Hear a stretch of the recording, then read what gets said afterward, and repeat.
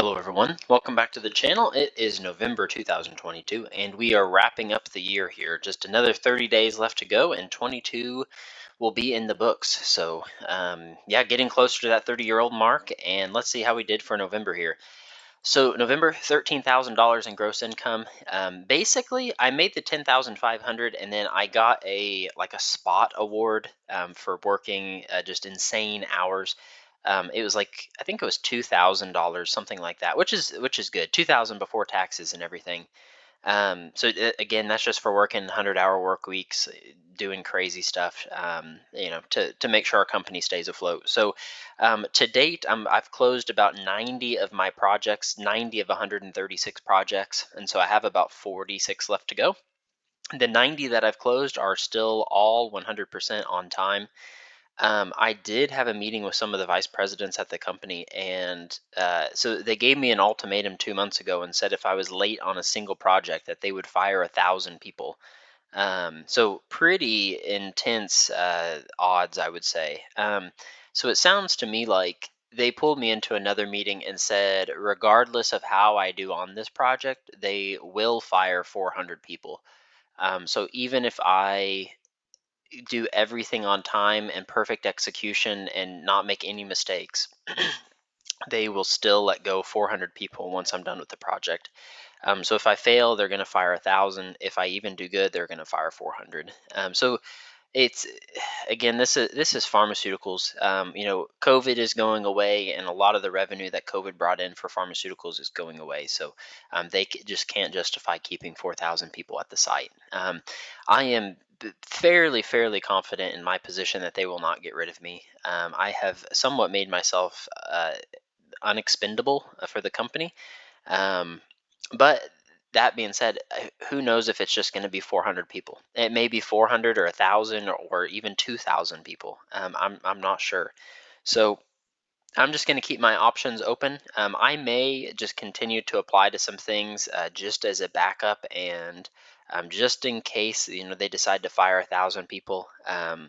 Yeah, I'd rather get ahead of it in my area versus be let go and then have to be finding a position, and worst case somebody offers me not enough and I reject it, or if they offer me enough, then maybe I leave this job and go work for somebody else. So I don't know. I'll start applying again and just see what's out there. Keep my options open just in case. But it is. I feel like I have some inside knowledge that my company is going to retract very heavily over the next like 2 years. So yeah, we'll see what's coming here. But 13,000 in gross income, 1,400 I paid in taxes, 5,269 I put in the 401k, and then take home pay was 6,402. And then for my wife, made the same amount that she did last month. Again, for her, everything is going into her HSA and her retirement accounts. So I think we did max out her HSA. We I don't know if anybody else in the world maxes their HSA out this way, putting $25 a month in and then $2,225 for the last 2 months. But hey, it works. So I'm pretty sure 4,700 was the max. Plus, we get 2,600 from her employer. So I'm pretty sure we maxed that out. And she will not get paid in December again, and so she's pretty much done for the year. So it looks like she made 57,375. So pretty much on pace with what she did last year. She's kind of, on a downward trajectory. It looks like. Her company is also retracting quite a bit too. They're not hiring new employees. They're not giving pay raises. Giving somewhat of a pay decrease. So it's it's a different time, I would say, than it was 2 or 3 years ago. But she's not really taken that much of a hit. So, and then I'll have about one more month left, and my guess is I'll make $10,547 next month as well. So I just want to look ahead real quick. So I should be on pace this year to make 126,360. So that's pretty good. Almost doubled my income here in a couple years. So yeah, that's good to see. But she brought home $0 since everything went to retirement accounts. And then I forgot to mention in September here, I moved up one of the rental properties. I had it at $1,075 a month, and then I moved it up to 11,000 or 1,100 well, 1,175. I basically moved it up $100 a month.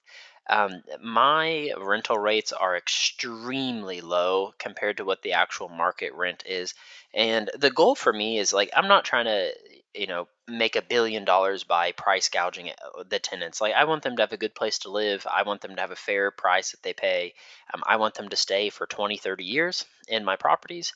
And so the four bedroom is at 1,200 a month, and then the three bedroom was at 1075.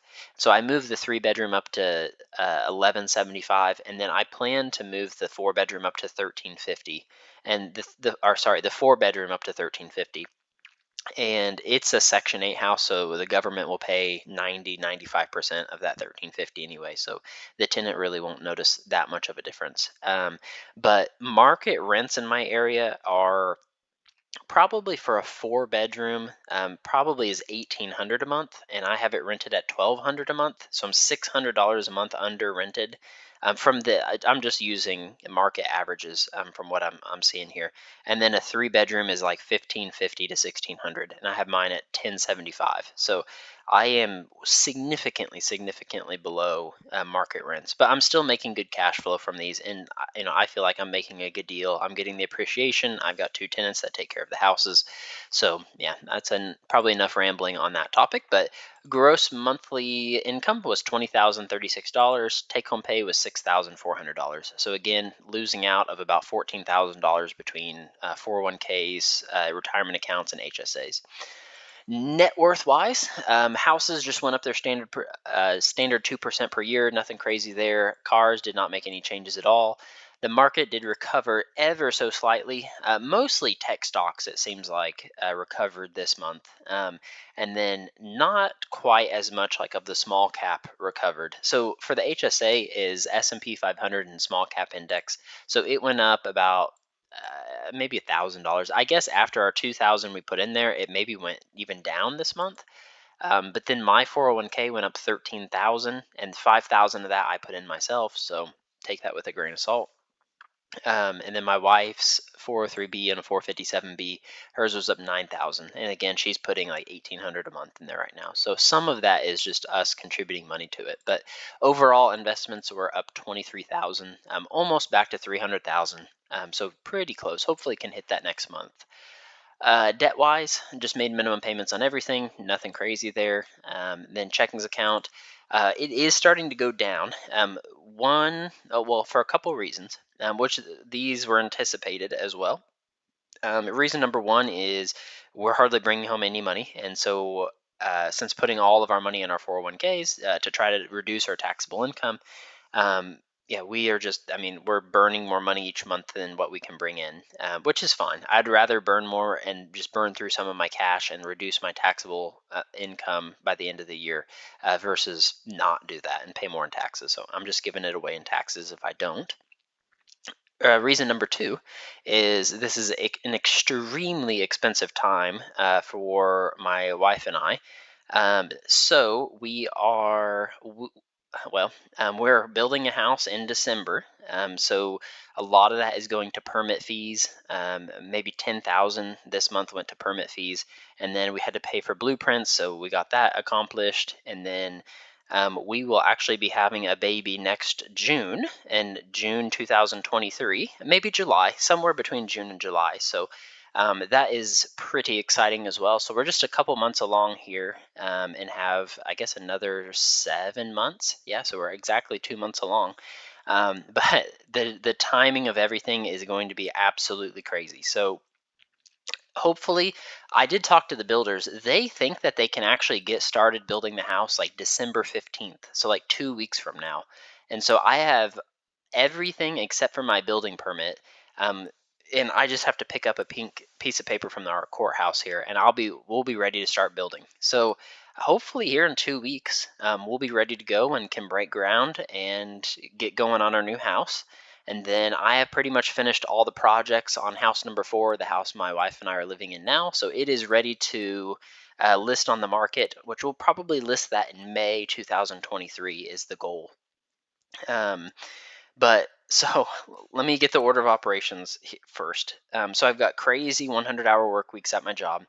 I am going through school, getting my master's degree. I probably have another, well, not probably, I have exactly another 7 months to go. So July 1st is supposed to be when I finish the very last class of my master's degree, and that will be my capstone, and it will be a super, super busy week there.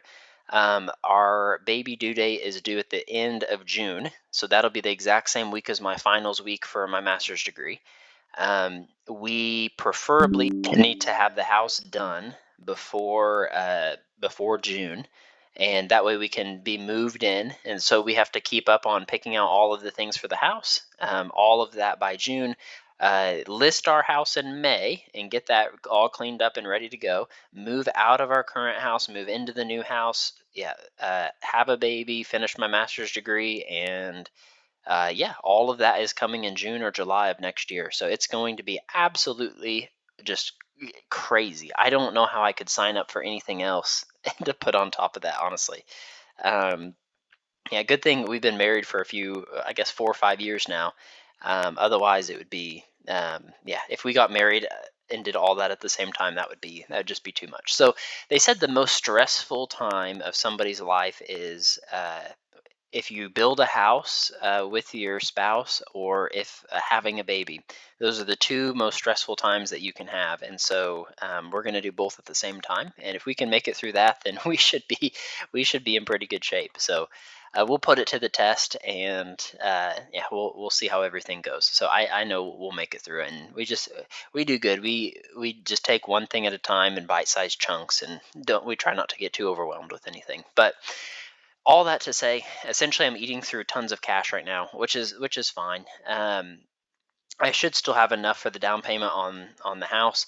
I am a little bit nervous if house number 4 does not sell, as interest rates are moving up. um, I'm just a little nervous that if it doesn't sell, I'm going to be stuck with house number 4 payment, house number 8 payment, which is going to be very expensive, like $3,800 a month, plus the land payment of like $2,000 a month, and then plus the two rental properties. And so that's my number one fear, is that I'm going to be cash flow negative until I can get rid of house number 4. But so we're not going to list it anything crazy. I think we're going to list it like 380 is the price range. But again, we're 6 months away from that. So I have it valued here at 352. So I guess anything above 352 is a positive on the net worth statement. But yeah, so rental account had a few repairs I had to make, like broken garage door, and then there was like some kind of door in one of them that just wouldn't open and close, had to be adjusted, so I had to have a carpenter come out and fix that. I didn't have time with my work schedule to take care of either of those. And the garage door thing, I don't know how to fix a spring in the garage door, so I had to call somebody for that, but.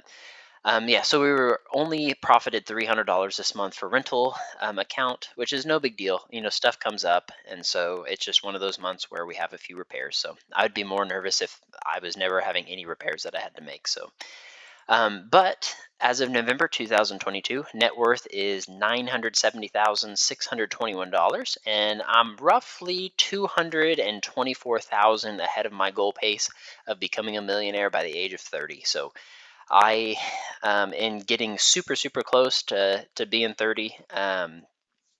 So only have like a year and a half left, and then I'll turn 30 years old.